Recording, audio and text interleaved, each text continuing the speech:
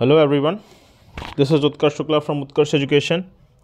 जैसा कि आप सभी जानते हैं KVS एग्ज़ाम्स की जो नोटिफिकेशन है वो भी आ चुकी है और उसकी जो फॉर्म भरने की डेट थी वो शुरू होकर ख़त्म भी हो चुकी है, हालांकि अभी बीच में बढ़ाई गई थी। अब अगर आपको KVS एग्ज़ाम की तैयारी करनी है तो उसके लिए कुछ ज़रूरी चीज़ें आपको ध्यान रखनी होंगी। एग्ज़ाम किस तरह से होने वाला है, एग्ज़ाम का लेवल किस तरह से होगा, एग्ज़ाम में क्या क्या पूछा जाएगा, कहाँ कहाँ से पूछा जाएगा और आपको उसकी तैयारी किसके लेक्चर देख के करनी है, किस बुक को फॉलो करना है, ये सारी बातें मैं आपको इस वीडियो में बताने वाला हूँ। कंप्लीट वीडियो होगा, शायद थोड़ा 30 से 40 मिनट का बन जाए, पूरा देखिएगा। इसके बाद अगर कोई डाउट रह जाए तो प्लीज़ टेलीग्राम पे मुझसे आप पूछ लीजिएगा। टेलीग्राम ग्रुप की लिंक डिस्क्रिप्शन बॉक्स में दी हुई है, साथ ही कमेंट बॉक्स में भी आप पूछ सकते हैं। मैं भी KVS के लिए तैयारी करवाने वाला हूँ। इससे पहले मैंने सीटेट की तैयारी पूरी तरह से नहीं करवाई थी क्योंकि सीटेट की तैयारी के लिए समय बचा नहीं था जब मैंने ऑनलाइन क्लासेस शुरू की, पर KVS के लिए पर्याप्त टाइम मुझे मिला हुआ है तो मैं ऑनलाइन इसकी प्रॉपरली तैयारी करवाऊँगा। यूट्यूब पे सारे सब्जेक्ट आपको पढ़ाए जाएंगे, सारे और टीचर को भी मैं जोड़ने वाला हूँ और इसी तरह से आपकी पूरी तैयारी मैं करवाने की जिम्मेदारी ले रहा हूँ। पर सबसे पहले आप आज का वीडियो देख लीजिए ताकि अगर आपको मुझसे नहीं भी पढ़ना हो तो भी जो ज़रूरी बातें हैं वो आप दिमाग में रखें, ताकि आप कहीं और से पढ़ें या खुद से पढ़ें तो आपको दिक्कत ना आए। देखिए, स्क्रीन पे आप देख पा रहे होंगे हमने स्कीम खोली हुई है direct recruitment for primary teachers के लिए। जैसा कि उसमें लिखा हुआ है 180 मार्क्स का खेल है, 180 मिनट का खेल है और नो नेगेटिव मार्किंग भी है। नो नेगेटिव मार्किंग, तो एक तो अटैम्प्ट पूरे करके आने, पहली बात तो ये अपने दिमाग में रख लेना तुम लोग। उसमें 180 मिनट में 180 क्वेश्चन जो आएंगे उसमें 20 क्वेश्चन तुम्हारे आने हैं, 10 इंग्लिश से 10 हिंदी से। ये जनरल इंग्लिश जनरल हिंदी है जिसका लेवल देखो सीटेट के लेवल के बराबर होना है, इसलिए इसमें इतना परेशान होने की ज़रूरत नहीं है। इसका सिलेबस अगली पेज पे दिया हुआ है, तुम पहले अभी इतना दिमाग में रखो कि 20 मार्क्स की 10 की इंग्लिश और 10 की हिंदी आनी है। अब इसका सिलेबस देखो यहाँ लिखा हुआ है, ये सिलेबस है। कॉम्प्रिहेंशन आनी है, दोनों में पठन कौशल का मतलब भी कॉम्प्रिहेंशन ही होता है। वर्ड पावर आनी है, एनोनेम्स सिनोनिम्स विलोम शब्द समानार्थी पर्यायवाची और ग्रामर या यूसेज आना है कि इस वाक्य में कोई त्रुटि बताओ या इसमें कोई करेक्शन है या fill in the blanks type से आएगा। तो इसकी प्रिपरेशन तुम नॉर्मली जहाँ से कर रहे हो वहीं से करो। नॉर्मल हिंदी इंग्लिश के तुम जो प्रीवियस ईयर लगा लेना, मॉक लगा लेना, तुम्हारा काम हो जाएगा। ज़्यादा भड़बड़ाने की ज़रूरत इसमें है नहीं। 20 नंबर में इसमें मिनिमम आपका टारगेट होना चाहिए 20, मिनिमम बोल रहा हूँ। एक आध गलत हो जाए तो ओके 19-18 चलेगा, लेकिन 18 से 20 के बीच में नंबर इसमें लाने हैं। क्यों लाने हैं? क्योंकि आगे वाले जो पोर्शन है वो कठिन होते जाएंगे। अगर उनमें आपका कोई तैयारी अच्छे से नहीं हो पाता है या पेपर बिगड़ जाता है या पेपर कठिन आ जाता है तो आपको यहाँ से ही मदद मिलने वाली है। तो इनकी तैयारी आप ऐसे मत करिएगा कि पहले इनको अच्छे से पढ़ लिए अब हो गया काम। नहीं नहीं नहीं, रोज़ सुबह रोज़ दिन में आधा 1 घंटा इनको दे दीजिए प्रैक्टिस के लिए, ताकि पेपर में पूरे आने की गारंटी आप ले कर चलें। अगर आप खुद से पढ़ना चाहते हैं, आप चाहें तो किसी टेस्ट सीरीज को भी ज्वाइन कर सकते हैं। ऑनलाइन डेली कई लोग डालते भी हैं प्रैक्टिस सेट, वहाँ से भी आप पढ़ सकते हैं। इसलिए इनको दिमाग में रखिएगा। आइए अब अगला सेक्शन समझते हैं। देखो, अगले सेक्शन में है general awareness, current affairs, reasoning ability 5 और कंप्यूटर लिटरेसी 5। जो जनरल अवेयर्स और करंट अफेयर्स में 10 हैं तो इसमें भी हम मान लेते हैं कि या तो 5 + 5 होगा या 7 + 3 हो जाएगा, ऐसे करके कुछ होगा, जिसमें 5-3 करंट अफेयर्स से आएंगे। उस करंट अफेयर्स के लिए तुमको क्या करना है वो मैं तुम्हें अभी से बता देता हूँ क्लियरली। जिस समय एग्ज़ाम तुमको पता चल गया है उसके 15 दिन पहले स्पीडी करंट अफेयर्स खरीद लेना। मैं रिपीट कर देता हूँ, स्पीडी करंट अफेयर्स खरीद लेना। उसमें जो करंट अफेयर्स दिया होगा उसको पढ़ लेना अच्छे से, उससे पूरा करंट अफेयर्स आपका फंस जाएगा, आपके नंबर करंट अफेयर्स में आ जाएंगे। अब बात रही जनरल अवेयरनेस की। देखो, ये प्राइमरी का एग्ज़ाम है, ठीक है, और सब्जेक्ट स्पेसिफिक के मतलब नहीं है, तो इसमें जनरल अवेयरनेस में क्वेश्चन तुम्हारे हाई स्कूल तक के इतिहास भूगोल के नॉर्मल आएंगे, जिसके लिए लूसेंट की जीके आप आराम से पढ़ सकते हैं। कुछ और कहीं से पढ़ना नहीं है। उसको आप पढ़ लेंगे तो आगे भी आपको फ़ायदा मिलेगा। नहीं तो एनसीईआरटी तो जिंदाबाद हैं ही, 12वीं तक की एनसीईआरटी तो कहीं गई नहीं है, उनको पढ़ लिए तो भी तुम्हारा काम हो जाएगा।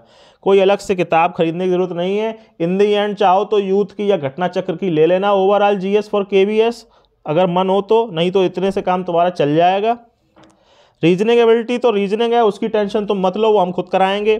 5 क्वेश्चन जो आने हैं रीजनिंग से, जैसे पैट में आते हैं ना 5, UPSSC पैट, उसी लेवल का रीजनिंग इसमें भी आएगा। क्लॉक, कैलेंडर, वो सब हम बता देंगे, उसकी टेंशन तुम मत लो। अगर मुझसे नहीं पढ़ना है तो कहीं से भी रीजनिंग के कोई भी लेक्चर तुम पढ़ लेना, कोई टेंशन नहीं है। कंप्यूटर लिटरेसी के जो 5 क्वेश्चन हैं, जो CCC की किताब आती है, देखो CCC की, उस लेवल का कंप्यूटर लिटरेसी आने वाला है। तो उसके लिए प्रिपरेशन से मतलब मत रखना। तुम लास्ट में क्या करना, पेपर के जो इम्पोर्टेंट यूट्यूब चैनल्स हो, जो इम्पोर्टेंट कोचिंग संस्थान हो, उनकी जो कंप्यूटर की बुक आए केवीएस के लिए, वो ख़रीद लेना और उसे पढ़ के चले जाना। ठीक है, अभी ये सब नोट करते चलना कि मैं एक एक टॉपिक के लिए बताता जा रहा हूँ कि कहाँ से पढ़ना है आपको। अब आते हैं अगली बात पे। ये 3 तो हो गए, सॉरी, हाँ। Perspective on education and leadership, 60 question यहाँ से आने हैं।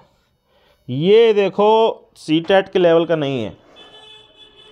जो तुम बीएड, डीएलएड या बीएलएड कुछ भी किए होगे, उसमें इनको अच्छे से पढ़ाया गया है तुम्हें 5 को। सिलेबस इसका दिखाता हूँ मैं तुम्हें नीचे, ये देखो है अंडरस्टैंडिंग द लर्नर। तो ग्रोथ का कॉन्सेप्ट फर्स्ट सेमेस्टर में सबको पढ़ाया जाता है। डेवलपमेंट का भी कॉन्सेप्ट पढ़ाया जाता है, फिजिकल, कॉग्निटिव। अंडरस्टैंडिंग एडोलेसेंस, इस तरह से फर्स्ट सेमेस्टर, सेकंड सेमेस्टर में ये सारे सब्जेक्ट तुम्हें बीएड, डीएलएड, बीएलएड सब में पढ़ाए गए होंगे, कहीं ना कहीं पढ़े होंगे। ये वहाँ से ही पढ़ना, समझे। इसमें तुमको 60 क्वेश्चन में मिनिमम आपका टारगेट 50 है, अभी से कह देता हूँ मैं तुम्हें। ओके, कट ऑफ पर्याप्त जाने वाली है, सीटें इतनी हैं नहीं, और आपको पता होगा लाखों में भरे गए हैं फॉर्म। तो ये अगर लाने हैं तो कोताही नहीं बरत सकते तुम कि शॉर्ट में पढ़ के चले जाओ, समरी पढ़ के चले जाओ, उससे काम नहीं चलेगा। ये सारे सब्जेक्ट तुमको बीएड, डीएलएड में पढ़ाए गए हैं। मैं इनको खुद पढ़ाऊंगा, ये पहले पढ़ाऊंगा। जब मैं पढ़ाना शुरू करूंगा तो ये 60 नंबर का पोर्शन ही मैं सबसे पहले ख़त्म करूंगा, क्योंकि बाकियों की जुगाड़ तो तुम लोग किसी और यूट्यूब चैनल, किसी किताब से कर ही लोगे। ये मैं किसी और के भरोसे नहीं छोड़ने वाला हूँ। तो ये दिमाग में रख लेना, ये तुम लोग बीएड, डीएलएड की किताबों में पढ़े होगे, वो किताबें तुमने फेंकी भी नहीं होंगी। उन्हीं से एक बार रिवीजन कर लेना और उसके बाद प्रीवियस और मॉक पढ़ लेना, उससे ही ये सब सही सफल होगा। देखो सीटेट में ये सब उतना नहीं आता है ना, सीटेट में थ्योरीज पे बेस ज़्यादा है कि किसने कौन सी थ्योरी दी है, classroom environment, understanding of discipline, ये सब अब आप डीएलएड, ये कोर्स का है आपके, ये आपकी डिग्री से संबंधित सिलेबस है पूरा।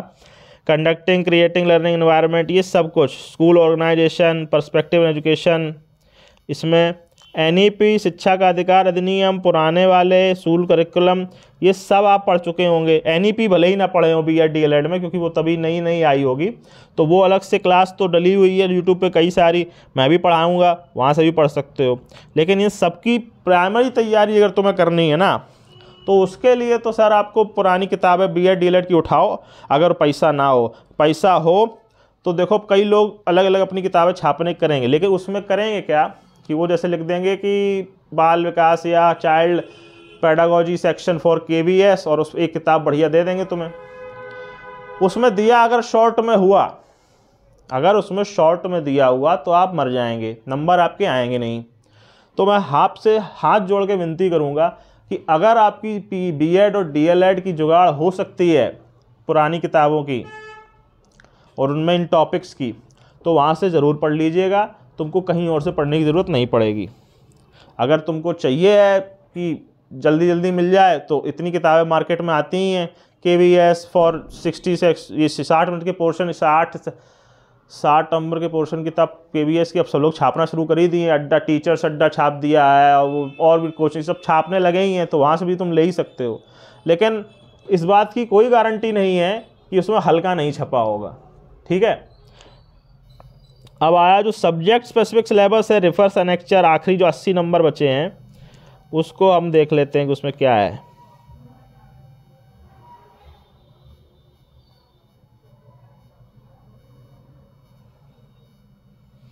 ये है subject specific syllabus for PRTs direct recruitment 2022। अब ध्यान से देखो इसमें क्या लिखा है। Questions will be testing the depth of understanding up to class 12 NCERT या सीबीएसई की। तो एनसीईआरटी जिंदाबाद उसके लिए। क्लास 12 तक की एनसीईआरटी पढ़नी है। अब किस सब्जेक्ट की पढ़नी है? इंग्लिश हिंदी की एनसीईआरटी तो पढ़ने की कोई ज़रूरत है नहीं तुम्हें। मैथ की एनसीईआरटी भी पढ़ने की ज़रूरत नहीं है। और इन्वायरमेंट के लिए तुम पढ़ोगे क्या क्या? Family, friends, food, shelter, water, travel, things we make and do. ठीक है, तो इसके लिए एनसीईआरटी पढ़ने का तरीका ऐसे निकालिएगा कि तुम्हारा जो सोशल साइंस है एक तो तुम्हें उसको पढ़ना है, साइकोलॉजी जो होगी उसको पढ़ना है, ये 2 पढ़ना है। और ईवीएस के लिए जो तुम्हारा सीटेट का तुमने प्रिपरेशन किया होगा उसको रिवीजन करना है। ये 3 चीज़ें आपको पढ़नी है। ठीक है, लास्ट में रिवीजन के लिए जो छोटी छोटी ये पत्रिकाएं निकालेंगे उसको बाद में देखा जाएगा, 15 दिन पहले पेपर के। अभी से तैयारी करनी, 1 जनवरी से तो तुम्हें तैयारी शुरू करनी है। उसके लिए ये मटेरियल तुम जुगाड़ करो 2 दिन में। नहीं होता है टेलीग्राम पर मुझसे बात करो, मैं अपने टेलीग्राम ग्रुप पे भी इन सबको प्रोवाइड कराऊंगा ही मटेरियल को केवीएस के, तो वहाँ से भी आप ले ही सकते हैं। ठीक है, 1 जनवरी से मेरी क्लासें खुद की भी शुरू हो रही हैं केवीएस की। मैं साथ ही साथ एनसीईआरटी भी पढ़ा रहा हूँ। तो इससे आपको केवीएस या अन्य एग्जाम्स में बहुत लाभ मिलने वाला है।